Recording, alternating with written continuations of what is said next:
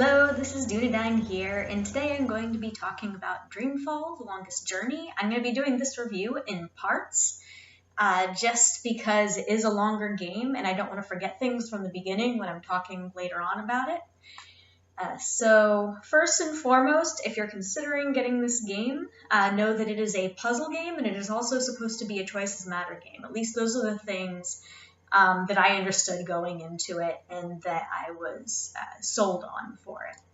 So we'll see how well that holds true. Because it is a choices matter game, and because I am enjoying it so far, I'm really looking forward to going back and playing through it with different choices and just seeing how that affects how the game unfolds.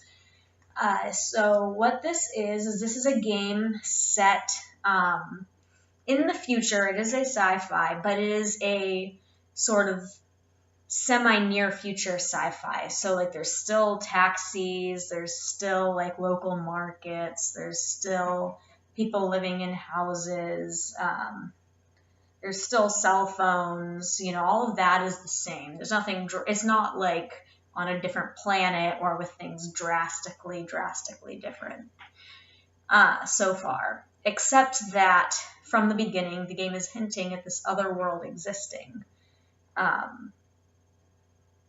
That is communicating with the current world that you're in the quote-unquote modern-day sci-fi world.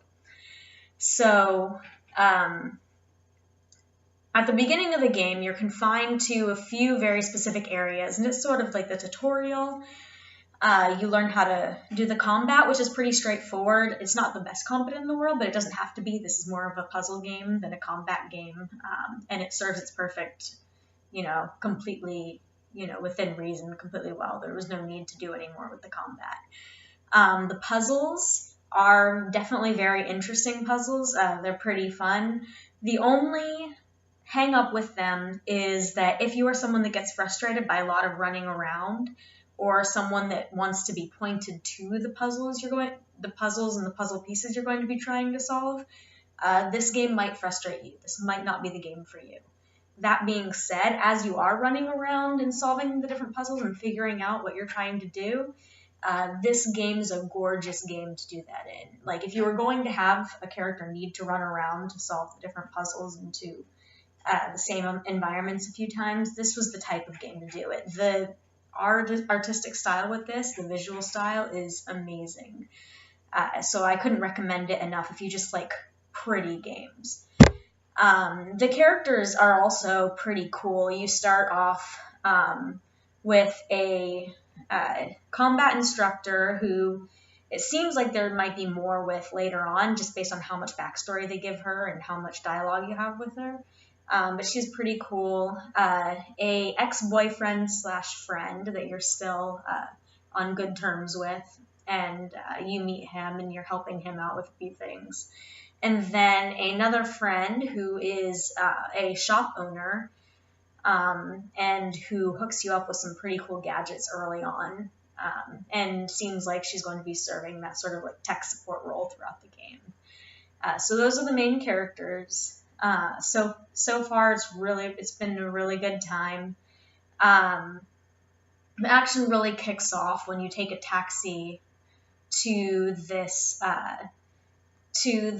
corporation. It looks like some sort of biocorp or medical industries type building, and then strange things unfold from there. I'm trying to keep the spoiler free, so I'm not going to reveal any more than that. At the end of the point now, we've actually been able to get a closer look at that other world the game has been hinting at throughout this first part of the game. I've gotten to the Journeyman Inn, is the location that I am in right now, for those of you that are watching this as someone that's already played. And it looks like the next chunk of the game is going to be happening in a fantasy type setting, so that's going to be a lot of fun to play. I always love fantasy type settings, and I actually don't think I've played a game with a modern character dropped into a fantasy setting. I've seen stories where that's happened. I've seen, within books, I've watched movies where that's happened, but I've never actually played a game where that's happened. So it's going to be very, very fun. It's going to be very intriguing to see how that unfolds.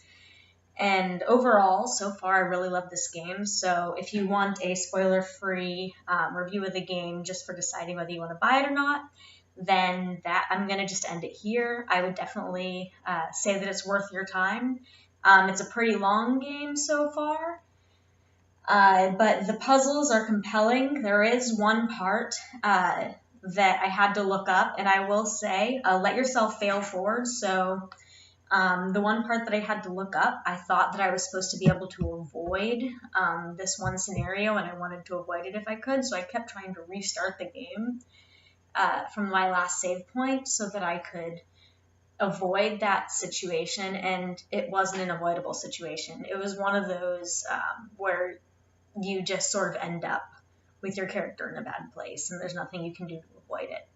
Which the last time that I can remember something like that happening was in Dragon Age. In the Dragon Age game, there's a big fight where just a whole bunch of guards gang up on you, and you're not supposed to be able to win it.